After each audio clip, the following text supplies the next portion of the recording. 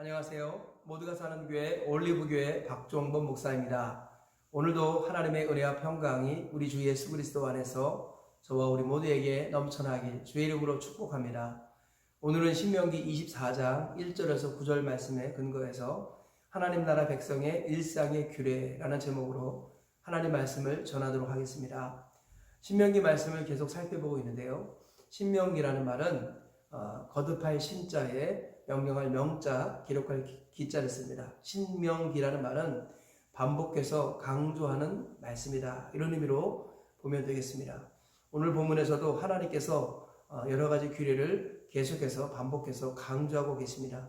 여러 가지 규례이기 때문에 말씀의 제목을 하나님 나라 백성의 일상의 규례라고 잡았습니다. 오늘 말씀에서 우리가 일상 속에서 살아가면서 하나님께서 여기신 중요한 규례 세 가지를 우리 주님이 말씀하고 있는데요. 이 세 가지가 무엇인지 살펴보시면서 오늘 말씀을 통해서 우리에게 주시는 하나님의 음성을 들으시기를 주의 이름으로 축복합니다. 그러면 하나님 나라 백성의 일상의 규례가 무엇입니까? 첫째로는 결혼, 이혼, 재혼에 대한 규례를 말씀하고 있습니다. 우리 주님께서 1절 이하에 이렇게 말씀합니다.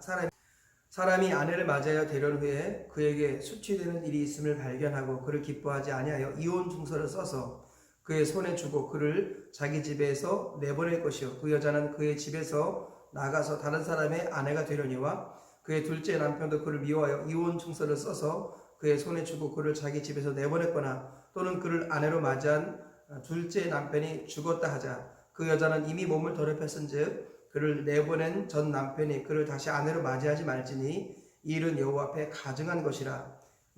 한 남자와 한 여자가 결혼했는데 남자가 여자에게서 수치되는 일을 발견했습니다. 그래서 이혼하려고 할 때는 이혼 증서를 써주라 그렇게 말합니다. 수치되는 일이라는 것이 무엇이냐? 힐렐은 여자가 아이를 낳지 못하는 경우를 말한다고 볼 수 있겠습니다.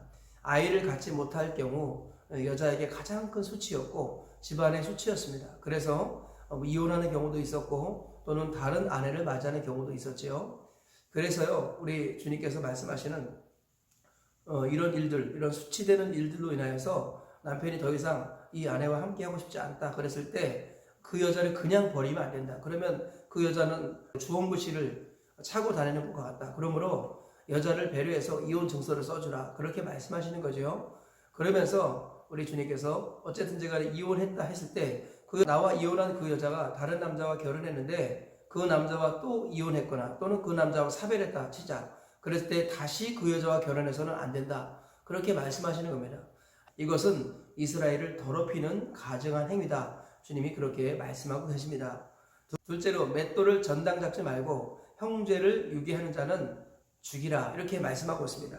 6절 7절에 이렇게 말씀하는데요.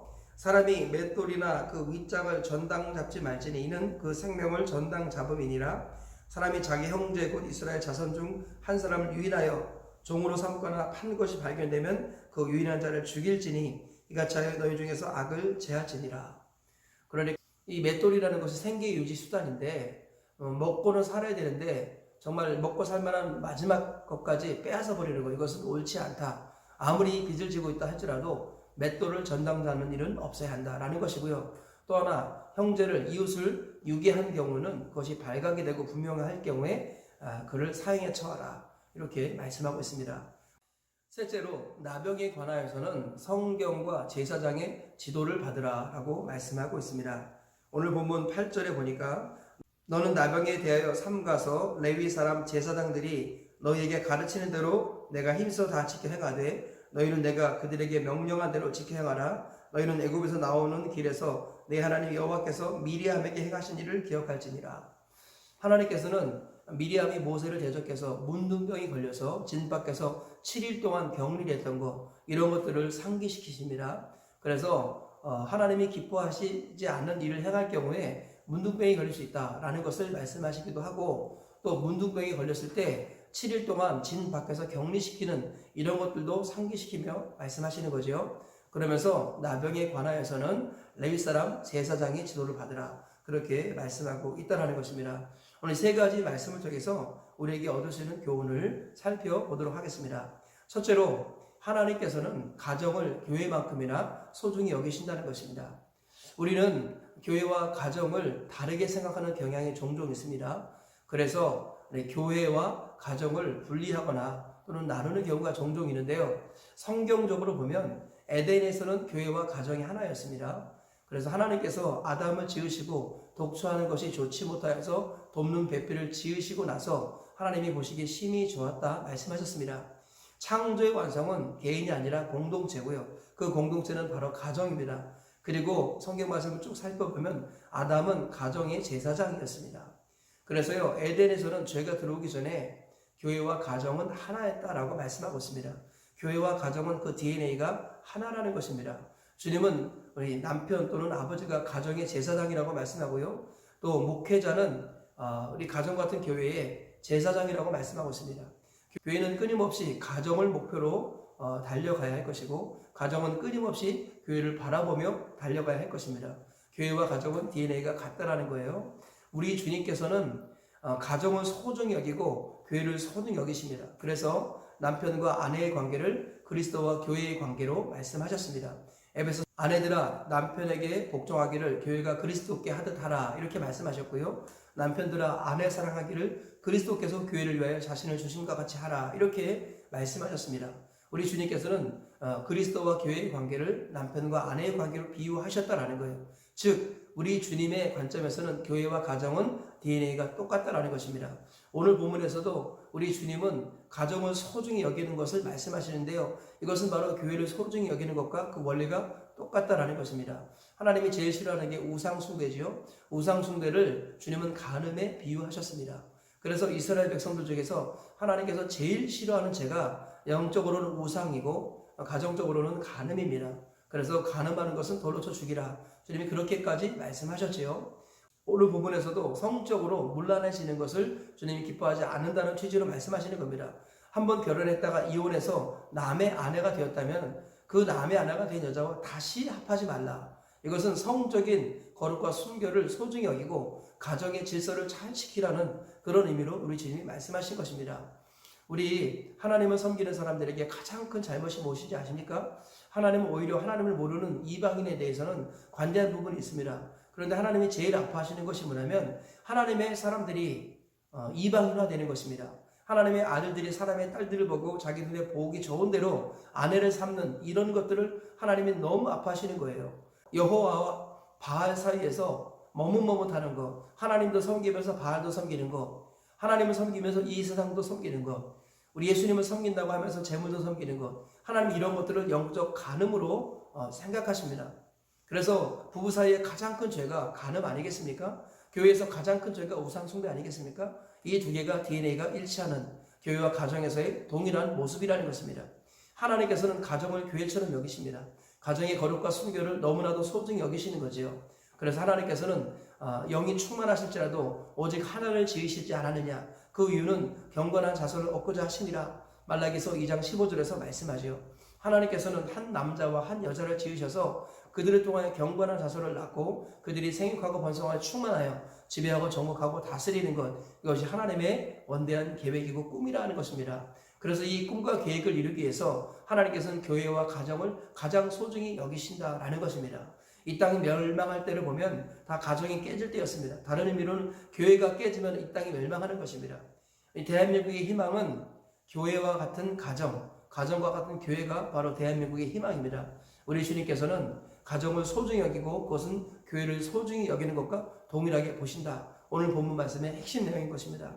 우리가 이 말씀을 기억하시면서 가정에서의 성적 순결을 지키는 것이 하나님 앞에 영적 순결을 거룩을 지키는 것과 동등하다는 것을 기억하시면서 가정을 소중히 여기셔서 하나님 앞에서 영적인 거룩을 지키듯 가정에서 아름다운 순결을 지켜나가시면서 복된 가정을 이루어 가시길 축복합니다. 둘째로 내 생명과 재산이 소중하듯 이웃의 생명과 재산도 소중하다는 것입니다. 우리 주님께서는 맷돌을 전당 닫지 말고 사람을 유괴한 자는 사형에 처하라 이렇게 말씀하셨어요. 즉 나의 재산이 소중하듯 남의 재산도 소중히 여겨야 할 것이고 나의 생명이 소중하듯 남의 생명도 소중히 여기라. 우리 주님은 그렇게 말씀하고 계십니다. 나아가서 우리 예수님께서는 대접을 받고자 하는 대로 대접하라. 이것이 우리 그리스도인의 황금률이라고 말씀하죠. 우리 주님께서는 내 생명과 재산이 소중하듯 다른 사람의 생명과 재산도 소중하다. 그러므로 나의 생명과 재산을 보호하는 쪽에만 인생에 관심을 둘 것이 아니라 다른 사람의 생명과 재산을 보호하는 쪽에도 관심을 가져야 한다라고 말씀하십니다. 그래서 주님께서는 받은 복을 이웃에게 흘려보내라고 말씀하는 거예요. 하나님은 복의 유통업자가 되기를 원하시는 것입니다. 그리하여서 소극적으로는 남의 생명과 재산을 빼앗아가서는 안 되고 적극적으로는 남의 생명과 재산을 보호해주고 오히려 불려주는 역할을 하라. 주님이 그렇게 말씀하십니다. 그래서요, 요셉 같은 사람은요, 온 나라 백성들을 생명을 살려주고 그들에게 먹을 것을 공급해 주었고, 나아가서 온 세계 사람들의 생명을 살려주고 그들의 먹을 것을 공급해 주는 하나님의 복의 통로가 되었다는 것입니다. 하나님은 우리가 이와 같이 자기의 생명이 소중하고 재산도 소중하므로 이웃의 생명과 재산을 소중히 여기고 그것들을 도와주고 그것들을 풍족하게 해주라고 주님이 말씀하십니다. 적어도 그것들을 이웃의 생명과 재산을 빼앗지 말라고 주님이 오늘 말씀하고 계시는 것입니다. 이것은 이웃 사랑에 대한 실천인 것이죠. 그래서 하나님을 사랑하듯 둘째도 그와 같으니 네 이웃을 네 몸과 같이 사랑하라. 주님이 이렇게 말씀하셨습니다. 복음은 어떻게 전파될까요? 복음은 관계를 통해 전파됩니다. 관계는 복음이 건너가는 다리라는 것입니다. 좋은 관계를 만들어낼 때 그 관계를 통해 복음이 증거되는데요. 좋은 관계를 만들기 위해서는 이웃의 생명과 재산을 소중히 여기는 마음을 갖고 있어야겠습니다. 그래서 그를 대접하고 섬기고 어려울 때 도와줄 때 좋은 관계가 만들어집니다. 그리고 그 관계를 통해서 복음이 증거되도록 주님은 디자인하셨습니다. 이 원리를 따라서 이웃의 생명과 재산을 소중히 여기시고 그의 필요를 따라 베풀고 도와주면서 좋은 관계를 만들어서 복음이 건너가는 통로를 잘 만들어 가시는 하나님의 사람들 되시기를 주의 이름으로 축복합니다. 셋째로 성경과 사역자의 지도를 받는 것이 복이다라는 것입니다. 오늘 본문에서 보면은 나병에 관하여서는 레위 사람 제사장이 지도를 받으라 그렇게 말씀하셨습니다. 나병에 관해서 즉 영적인 감각을 잃어버리는 영적 문둥병에 대해서 사역자의 지도를 받으라 이렇게 해석하면 되겠습니다. 특별히 우리 주님께서는 사역자가 왜 소중하냐면 사역자가 하나님의 말씀을 맡았기 때문입니다. 나병에 관해서는 레위기 13장 14장에서 자세히 말씀하고 있습니다. 주님은 신명기 말씀에서 레위기를 반복해서 말씀하신 것이 아니라 레위기 말씀을 잘 알고 있는 제사장의 지도를 받으라 이렇게 말씀하고 계시는 것입니다. 그러니까 조금 더 크게 해석하면은 우리 영적인 지도는 성경과 제사장의 도움을 받으라. 즉 영적인 도움을 성경과 사역자를 통해서 받으라는 것입니다. 신앙적인 지도를 성경 말씀과 그 말씀을 맡은 사역자를 통해서 받으라. 주님은 그렇게 말씀하고 계시는 것입니다. 이것이 우리 인생의 진정한 복이라는 거예요. 특별히 문둥병에 대해서 우리가 여러 가지로 볼 수 있는데요. 이 문둥병을 한마디로 말하면 감각을 잃어버리는 질병입니다. 그래서요, 우리 손발이 떨어져 나가도 살점이 떨어져 나가도 그 고통을 느끼지 못하는 질병이 바로 문둥병이라고 말할 수 있습니다. 영적으로 해석하면 이웃에 대한 감각을 잃어버리는 것이 문둥병입니다. 하나님에 대한 영적으로 말하면 하나님과 이웃에 대한 감각을 잃어버리는 질병이 바로 문둥병이라는 거예요. 하나님께서 무엇을 기뻐하시는가, 내 이웃에게 무엇이 필요한가 이런 것에 대한 감각을 잃어버리는 질병입니다. 교회에서 누가 예배를 못 드리는데요. 예배 인원이 적당하고 어느 정도 많으니까 누가 예배 나와도 관심이 없습니다. 이것이 영적 문둥병이 걸린 것입니다. 신약에서 영적 문둥병에 걸린 대표적인 사람이 종교 지도자들, 바리새인과 사두개인들입니다. 주님은 그들이 다른 사람에게 무관심한 것을 책망하셨습니다. 율법을 그렇게 열심히 지킨다고 하면서 어떻게 율법을 모르는 사람을 도와주지 않고 그들을 비판하고 정죄하느냐, 어떻게 그들의 일상에 대해서 너희는 그렇게 무관심할 수 있느냐 하시면서 너희가 어찌 지옥의 판결을 피할 수 있겠느냐, 주님이 그렇게 말씀하셨습니다. 종교 지도자들이 갖고 있는 병이 바로 영적인 문둥병입니다. 이웃에 대한 감각을 잃어버렸습니다. 그리고 그것은 곧 하나님에 대한 감각을 잃어버린 것입니다. 주님께서는 이렇게 하나님과 이웃에 대한 영적인 감각을 잃어버린 질병에 대해서 바로 말씀과 사역자의 지도를 받으라 라고 말씀합니다. 가정과 교회가 DNA가 똑같듯이 구약의 제사제도와 신약의 예배제도는 그 DNA가 똑같습니다. 그래서요, 구약에서 성경과 제사장의 지도를 받으라, 이 말은 신약에서 말씀과 사역자의 지도를 받으라, 이렇게 주님이 동일하게 말씀하고 계시는 것입니다. 양은 목자의 음성을 들어야 사는 것입니다. 누가 목자입니까? 말씀 맡은 사역자가 목자라는 것입니다. 신천지에 왜 빠집니까? 지식이 없어서 빠집니까? 그렇지 않습니다. 교만해서 빠지는 거예요. 목사님 몰래, 사역자 몰래 사역자의 지도 없이 외부에서 어떤 모임을 갖게 되면 반드시 이단에 빠집니다. 우리 주님께서는 말씀 안에서 사역자의 지도를 받는 것, 이것이 영적 감각을 회복하는 길이고, 그리고 하나님께서 기뻐하시는 길이다라고 말씀합니다. 이것이 결국 우리에게 복이 된다는 것이에요. 이 말씀을 기억하시면서 저와 우리 모두가 일상을 살아가시면서 우리 성경에 옳은 대로 양의 음성을 듣는 것이 아니라 하나님의 말씀에 따라 목자의 음성을 들으시기를 축복합니다. 그리하여서 목자의 인도를 따라 사망의 음침한 골짜기를 다닐지라도 해를 당하지 아니하는 복을 누리시고 무사히 40년 광야 생활 통과하여서 가나안 천국까지 들어가시는 우리 모두가 되시길 주의 이름으로 축복합니다. 말씀의 결론을 맺겠습니다. 오늘 세 가지 말씀을 통해서 세 가지 교훈을 발견했습니다. 첫째로 결혼과 이혼과 재혼에 관한 규례를 통해서 하나님께서는 가정을 교회처럼 소중히 여기신다는 교훈을 발견했습니다. 우리 주님께서는 하나님 앞에서 우상 숭배하면 안 되듯이 가정에서 간음하면 안 된다. 가정의 거룩을 지켜야 한다. 주님이 말씀하셨습니다. 주님 가정이 교회가 되고 또 교회가 가정이 되는 은혜와 복이 우리 가운데 있기를 축복합니다. 둘째로 맷돌을 전당 잡지 말고 유기한 자는 사형에 처하라 라는 말씀을 통해서 내 생명과 재산이 소중하듯 이웃의 생명과 재산도 소중하다라고 말씀을 드렸습니다. 그래서 우리는 적극적으로 이웃의 생명과 재산을 보호하고 또 하나님께서 주신 복을 이웃에게 흘려보낼 때 복음이 건너가는 다리인 관계가 만들어진다라고 말씀을 드렸습니다. 셋째로 나병에 관하여서는 제사장의 지도를 받으라 하셨습니다. 주님께서 하나님과 이웃에 대한 영적인 감각을 잃어버리는 이런 질병을 이기는 길은 말씀 안에서 사역자의 지도를 받는 것이다 라고 말씀하고 있습니다. 오늘 이 말씀을 기억하셔서 오늘 하루를 말씀의 근거에 순종하며 사는 가운데 하나님께서 주신 은혜의 복을 누리시고 가나안 천국까지 들어가시는 저와 우리 모두가 되시길 주의 이름으로 축복합니다.